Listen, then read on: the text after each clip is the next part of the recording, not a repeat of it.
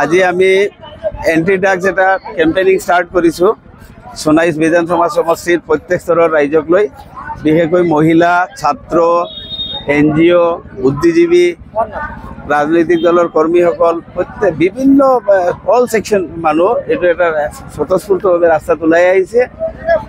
আমাৰ ডাঙৰ এটা সমস্যা হ'ল ড্ৰাগছ। য'তে যাওঁ গাৰ্জেনসকলে মোক SMS দি থাকে, হোৱাটছএপ দি থাকে, মহিলাসকলে যে মোৰ ল'ৰাটো ড্ৰাগছৰ প্ৰতি আকৃষ্ট হৈ গ'ল, ক'ত চেণ্টাৰত দিম, কি কৰা যায়।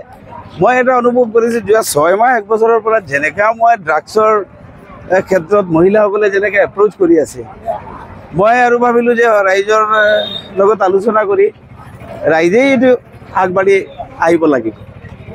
তাত আপুনি কৰিব লগা একো নাই, আপুনি এৱাৰনেছ কৰিব লাগিব, ডোৰ টু ডোৰ কেম্পেইন কৰিব লাগিব, মানুহক বুজাব লাগিব আৰু ঐক্যবদ্ধ এখন যুঁজ দিব লাগিব। তাত মাতৃশক্তিয়ে অগ্ৰণী ভূমিকা লৈছে। আপোনালোকে দেখিছে প্ৰত্যেক জাতি, ধৰ্ম, বৰ্ণ নিৰ্বিশেষে মহিলাসকল ওলাই আহিছে।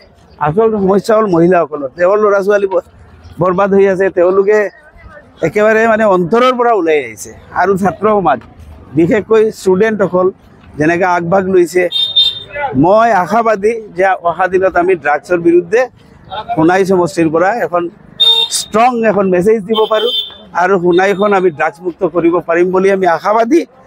আৰু আজি ষ্টাৰ্ট হৈছে মাত্ৰ, আজি কিন্তু আমি 1 ঘণ্টা, 1.5 ঘণ্টা, 2 ঘণ্টাৰ যিটো পদযাত্ৰা কৰি আছোঁ, কিন্তু শেষ নহয়, এইটো আৰম্ভণিহে।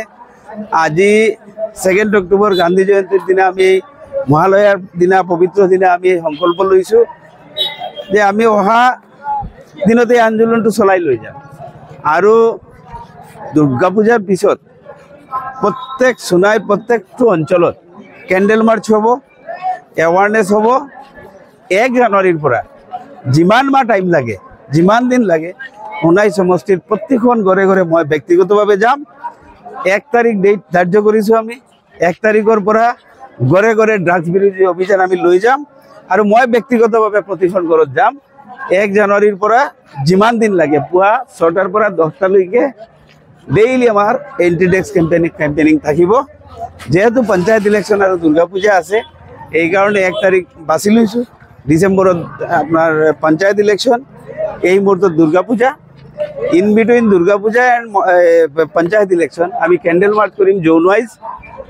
আৰু 1 তাৰিখৰ পৰা আমি মেচিভ এৱাৰনেছ যিটো ডোৰ টু ডোৰ ষ্টাৰ্ট কৰিম। আৰু জুবিন গাৰ্গৰ গীতসমূহৰ ওপৰত আধাৰিত গানে কি আনে নামৰ এটা সুন্দৰ অনুষ্ঠান আপোনালোকৰ ওচৰলৈ আহি আছে অতি শীঘ্ৰে। অহা 15 আগষ্টৰ পৰা ধেমাজিৰ পৰা প্ৰথম অডিশ্যন আৰম্ভ হ'ব আৰু সেই অডিশ্যনৰ যোগেদি বিভিন্ন কণ্ঠশিল্পীসকলে, যিসকলে এই অনুষ্ঠানত যোগদান কৰিব বিচাৰে, তেওঁলোকে এই অডিশ্যনৰ যোগেদি আগবাঢ়ি আহক। আৰু জুবিন গাৰ্গৰ বহুত ভাল লগা গান আমি সদায় শুনি আহোঁ। আৰু আপোনালোকৰ যদি ভাল লগা গান থাকে, জুবিন গাৰ্গৰ আপোনালোকে গাই ভাল পায়, তেন্তে অডিশ্যনত যোগদান কৰক। মোৰ ফালৰ পৰা আন্তৰিক শুভকামনা থাকিল এই সম্পূৰ্ণ অনুষ্ঠানটোলৈ। ধন্যবাদ।